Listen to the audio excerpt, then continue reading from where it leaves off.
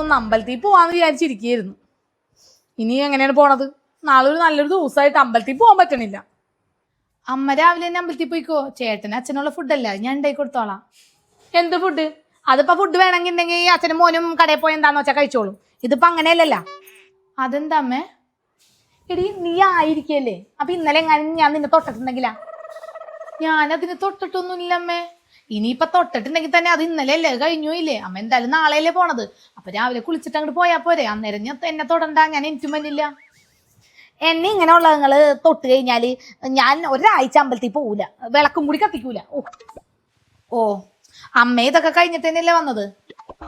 അതെ, ഇതൊക്കെ കഴിഞ്ഞ് തന്നെയാണ് വന്നത്. എന്റെ അമ്മയമ്മ ഇങ്ങനെയൊക്കെ തന്നെയാണ് എന്നോട് ചെയ്തത്. അപ്പൊ ഞാൻ അത് നിന്നോടും ചെയ്യും. ഓ പക വീട്ടേനല്ലേ?